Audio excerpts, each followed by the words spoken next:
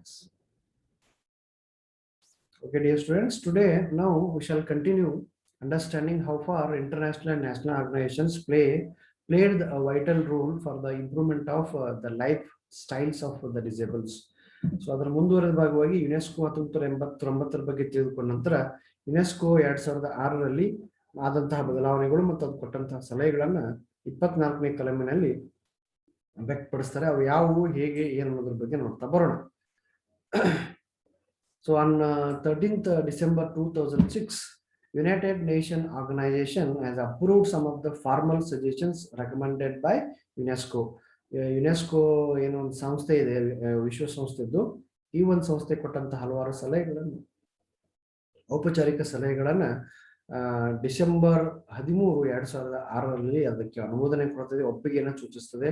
Indian government decided to bring those suggestions come into practice in India on 1st of October 2007. So ಏನು ವಿಶ್ವಸಂಸ್ಥೆಯ ಅಧೀನ ಸಂಸ್ಥೆ ಆದಂತಹ ವಿಶ್ವಸಂಸ್ಥೆಯ ಶೈಕ್ಷಣಿಕ, ವೈಜ್ಞಾನಿಕ ಮತ್ತು ಸಾಂಸ್ಕೃತಿಕ ಸಂಸ್ಥೆ ಕೊಟ್ಟಂತಹ ಸಲಹೆಗಳನ್ನ ಡಿಸೆಂಬರ್ 13ರಂದು ವಿಶ್ವಸಂಸ್ಥೆ ಒಪ್ಪಿಕೊಳ್ತದೆ ಸಾಮಾನ್ಯ ಸಭೆಯಲ್ಲಿ. ಅವುಗಳನ್ನ ನಮ್ಮ ದೇಶದಲ್ಲಿ ಅವತ್ತಿನ ಸರ್ಕಾರ, ಕೇಂದ್ರ ಸರ್ಕಾರ ಅಕ್ಟೋಬರ್ 1, 2007ರಿಂದ ಜಾರಿಗೆ ತರುವಂತೆ ಕೆಲಸ ಕಾರ್ಯಗಳನ್ನ ಮಾಡ್ತದೆ. ಅವು ಕೊಟ್ಟಂತ ಸಲಹೆಗಳು ಏನು ಅನ್ನೋದ್ರ ಬಗ್ಗೆ ನೋಡ್ತಾರೆ. The factors which are related to the disabilities in those suggestions are as follows. So ಅದರ ಮುಂದುವರೆದ ಭಾಗವಾಗಿ ನೋಡೋದಾದ್ರೆ 2006ರ ಯುನೆಸ್ಕೋ ಕೊಟ್ಟಂತಹ ಸಲಹೆಗಳು ಏನೇನಾಗಿದ್ವು ಅಂದ್ರೆ ಈ ಅಂಶಗಳನ್ನ ನಮ್ಮ ದೇಶದಲ್ಲಿ ಜಾರಿಗೆ ತರುವಂತಹ ಪ್ರಯತ್ನವನ್ನು ಸಹ ನಾವು ಕಾಣಬಹುದು. ಏನೇನು? Article 24 of UNESCO says, it States that the government should provide special preference to inclusive education and should make necessary facilities for the process of learning for children throughout their life. ಈ ವಿಶೇಷ ಅಗತ್ಯತೆಯುಳ್ಳ ಮಕ್ಕಳ ಜೀವನದುದ್ದಕ್ಕೂ ಅಗತ್ಯವಾದ ಕಲಿಕೆಗೆ ಅಗತ್ಯವಾದಂತಹ ಎಲ್ಲಾ ರೀತಿಯ ಸೌಲಭ್ಯಗಳನ್ನ, ಅತ್ಯಗತ್ಯವಾದಂತಹ ಅಂಶಗಳನ್ನ ಪರಿಗಣಿಸಿ ಸಮನ್ವಯ ಶಿಕ್ಷಣದ ಅಡಿಯಲ್ಲಿ ವಿಶೇಷ ಮುತುವರ್ಜಿ ಮತ್ತು ಕಾಳಜಿಯಿಂದ ಆಯಾ ಸರ್ಕಾರಗಳು ಅಗತ್ಯವಾದಂತಹ ಕ್ರಮಗಳನ್ನ ಕೈಗೊಳ್ಳಬೇಕನ್ನುವಂತ ಒಂದು ಪ್ರೊವಿಷನ್ ಸಜೆಷನ್ ನಾವು ನೋಡಬಹುದು ಇದರಲ್ಲಿ ಆರ್ಟಿಕಲ್ 24ನಲ್ಲಿ. So for the purpose it has provided the following functions that to be practised.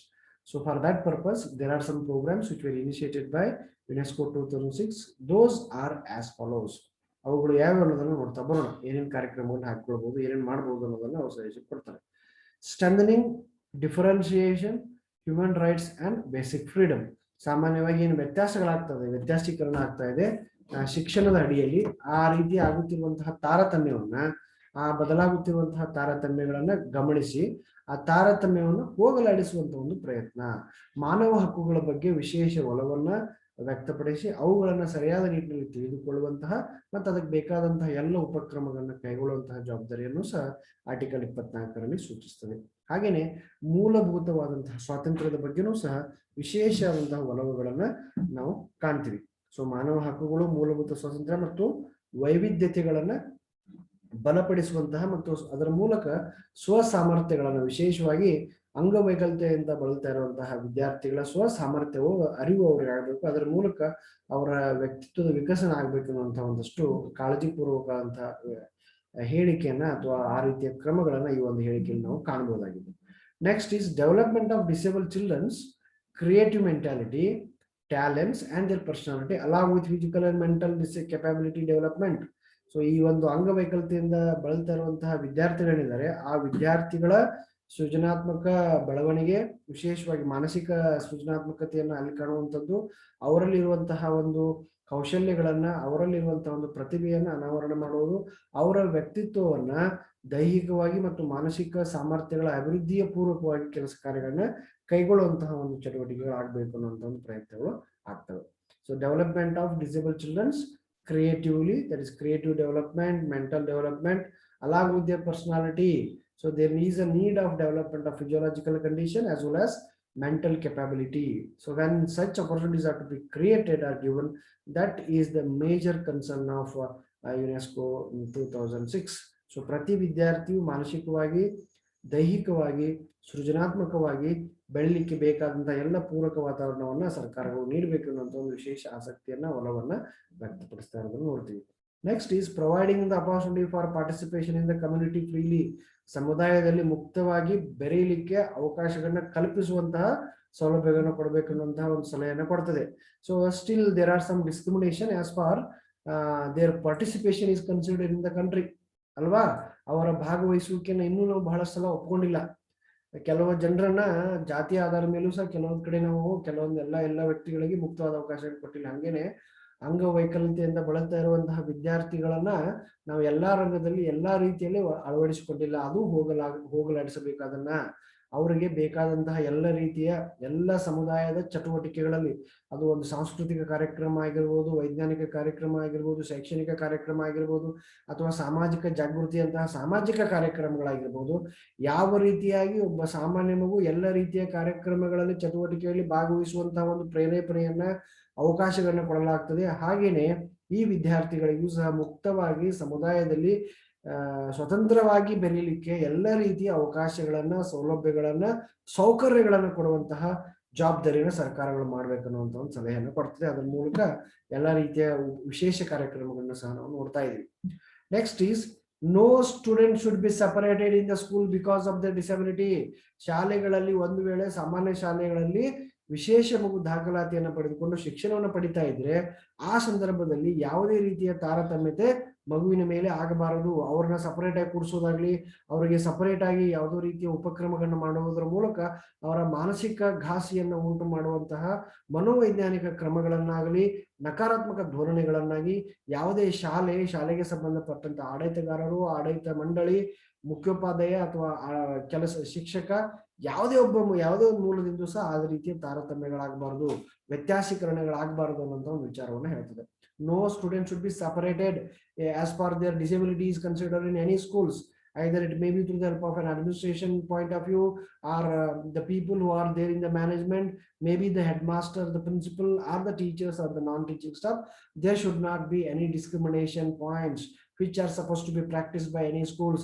If found doing such illegal activities which were not actually need to be practiced in the schools, such people will be imprisoned, such people will be punished. ಅಂತಹ ವ್ಯಕ್ತಿಗಳು, ಯಾವುದೇ ಒಬ್ಬ ವ್ಯಕ್ತಿ ಈ ರೀತಿಯ ಕೆಲಸ ಕಾರ್ಯಗಳನ್ನ ಮಾಡ್ತಾ ಇದ್ದಿದ್ದಾದ್ರೆ ಅವರಿಗೆ, ದೈಹಿಕ ವಿಕಲಚೇತನರಿಗೆ ಅಥವಾ ವಿಶೇಷ ಮಗುವಿಗೆ ಅವರಿಗೆ ಬೇಕಾದಂತ ಅಗತ್ಯ ಕ್ರಮಗಳನ್ನ ಕೈಗೊಳ್ಳದೆ ಅವರಲ್ಲಿ ಯಾವುದೇ ರೀತಿಯ ತಾರತಮ್ಯವನ್ನು ಮಾಡುವಂತಹ ಅವಕಾಶಗಳನ್ನ ಸೃಷ್ಟಿಸಿಕೊಂಡಿದ್ರೆ ಅವರ ಮೇಲೆ ನಿರ್ದಾಕ್ಷಿಣ್ಯವಾದಂತಹ ಕ್ರಮಗಳನ್ನ ಕೈಗೊಳ್ಳಲಿಕ್ಕೆ ಸರ್ಕಾರಕ್ಕೆ ಮತ್ತು ಸಂಬಂಧಪಟ್ಟಂತಹ ಸಂಸ್ಥೆಗಳಿಗೆ ಅಧಿಕಾರ ಇದೆ ಅನ್ನೋದನ್ನ ನಾವು ಗಮನಿಸಬಹುದು. ಹಾಗಾಗಿ ಅವ್ರಿಗೆ ಯಾವುದೇ ರೀತಿಯ ತಾರತಮ್ಯಗಳಾಗಬಾರದು ಅನ್ನುವಂತಹ ಒಂದು ಒಲವನ್ನ, ಆಶಯವನ್ನ ವ್ಯಕ್ತಪಡಿಸ್ತದೆ. ಆಮೇಲೆ providing the necessary facilities for the disabled children according to the disability. ಅವರವರ ಅಗತ್ಯತೆಗಳಿಗೆ ಅನುಗುಣವಾಗಿ ಬೇಕಾದಂತಹ ಎಲ್ಲ ರೀತಿಯ ಮೂಲಭೂತ ಸೌಲಭ್ಯ ಸೌಕರ್ಯಗಳನ್ನು ಕೊಡುವಂತಹ ಜವಾಬ್ದಾರಿಯೂ ಸಹ ಆಯಾ ಸರ್ಕಾರದ್ದಾಗಿರ್ತದೆ ಅಂತ ಹೇಳ್ತಾರೆ ಅವರು.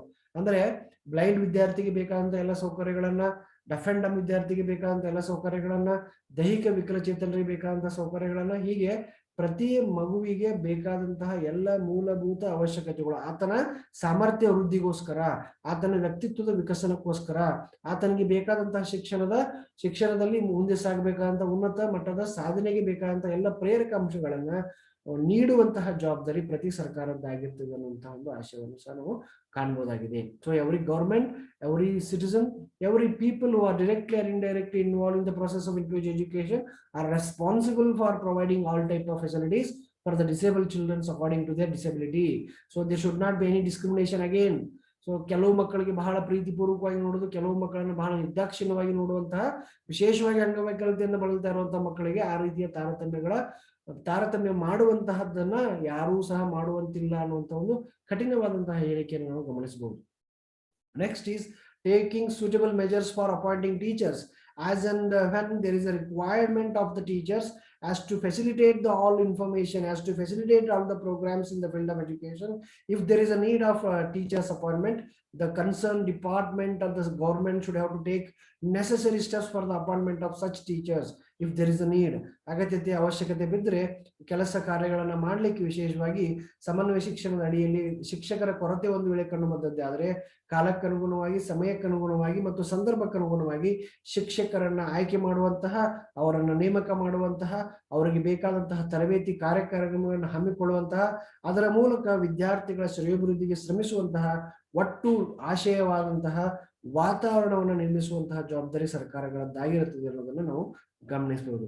ಕೊನೆಯದಾಗಿ motivating the childrens for free and compulsory education, ಎಲ್ಲ ಮಕ್ಕಳನ್ನ ಉಚಿತ ಮತ್ತು ಕಡ್ಡಾಯ ಶಿಕ್ಷಣಕ್ಕಾಗಿ ಅಭಿಪ್ರೇರಣೆಗೊಳಿಸುವಂತಹ ಜವಾಬ್ದಾರಿಯೂ ಸಹ ಆಯಾ ಸರ್ಕಾರದ್ದಾಗಿರ್ತದೆ ಅನ್ನುವಂತಹದ್ದನ್ನು ನಾವು ಗಮನಿಸಬಹುದು. ಹೀಗೆ ಈ ಎಲ್ಲ ಅಂಶಗಳನ್ನ, ಈ ಎಲ್ಲ ಕಾರ್ಯಕ್ರಮಗಳನ್ನ ಸಂಬಂಧಪಟ್ಟಂತಹ ಕೇಂದ್ರ ಮತ್ತು ರಾಜ್ಯ ಸರ್ಕಾರಗಳು ನಮ್ಮ ದೇಶದಲ್ಲಿ ಕೆಲಸ ಮಾಡಿದ್ದಕ್ಕಾಗಿ ಇವತ್ತು ನಾವು ವಿಶೇಷವಾಗಿ ವಿಶೇಷ ಶಿಕ್ಷಣದ ಅಡಿಯಲ್ಲಿ ಬರುತ್ತಿರುವಂತಹ ಹಲವಾರು ಕಾರ್ಯಕ್ರಮಗಳನ್ನ ಯಶಸ್ವಿಯಾಗಿ ಅನುಷ್ಠಾನ ಮಾಡಲಿಕ್ಕೆ ಸಾಧ್ಯ ಆಗಿದೆ. ಸೊ ಹೀಗೆ ಒಂದಿಲ್ಲ ಒಂದು ರೀತಿಯಲ್ಲಿ ಅದು ರಾಷ್ಟ್ರೀಯ ಶಿಕ್ಷಣ ನೀತಿ 86ರದ್ದಾಗಿರ್ಬೋದು, ಯುನೆಸ್ಕೋ 1986ರದ್ದಾಗಿರ್ಬೋದು, ಅಥವಾ ಯುನೆಸ್ಕೋ 2006ರ ಹಲವಾರು ಶಿಫಾರಸುಗಳನ್ನ ನಮ್ಮ ದೇಶದಲ್ಲಿ ಯಥಾವತ್ತಾಗಿ ಅಲ್ಲದಿದ್ರೂ ಸಹ ಬಹಳಷ್ಟು ಬದಲಾವಣೆ ಪಡಿಸಂತ ರೀತಿಯಲ್ಲಿ ನಮ್ಮ ದೇಶದ ನಾಗರಿಕರ ಆದ್ಯತೆಗಳನ್ನು ಗಮನಿಸಿಕೊಂಡು ಈ ವಿಶೇಷ ವಿದ್ಯಾರ್ಥಿಗಳ ಸರ್ವತೋಮುಖ ಅಭಿವೃದ್ಧಿಗಾಗಿ ಬೇಕಾದಂತಹ ಎಲ್ಲ ಮಾರ್ಪಾಡುಗಳನ್ನು ಮಾಡಿಕೊಂಡು ಅವರ ಜೀವನ ಮಟ್ಟವನ್ನು ಸುಧಾರಿಸಲಿಕ್ಕೆ ಹಲವಾರಷ್ಟು ವಿಶೇಷವಾದಂತಹ ಕಾರ್ಯಕ್ರಮಗಳನ್ನು ಹಮ್ಮಿಕೊಂಡು ಅದರ ಮೂಲಕ ಕಾರ್ಯನಿರ್ವಹಿಸ್ತಾ ಇರೋದನ್ನ ನಾವು ನೋಡ್ತಾ ಇದೀವಿ. ಸೊ ಇವಿಷ್ಟು ಕೆಲವೊಂದಷ್ಟು ಅಂಶಗಳು ಯುನೆಸ್ಕೋ 2006ಕ್ಕೆ ಸಂಬಂಧಪಟ್ಟಂಗೆ. So this is what I actually thought of today to discuss with you people. The remaining part of the same unit, like RTE Act and Sarva Shikshana Abhiyana, those we can see in the next coming classes. So ಮುಂದೆ ಬರುವಂತಹ ವರ್ಗದಲ್ಲಿ ನಾನು ಸರ್ವ ಶಿಕ್ಷಣ ಅಭಿಯಾನದ ಪಾತ್ರ, ಹಾಗೇನೆ right to education, ಶಿಕ್ಷಣದ ಹಕ್ಕು ಏನಿದೆ, ಶಿಕ್ಷಣದ ಹಕ್ಕಿನ ಕಾಯ್ದೆ, ಅದರ ಬಗ್ಗೆ ಕೆಲವೊಂದಷ್ಟು ಅಂಶಗಳನ್ನು ಮುಂದಿನ ಅವಧಿಯಲ್ಲಿ ಚರ್ಚಿಸೋಣ. Thank you everyone for joining the class.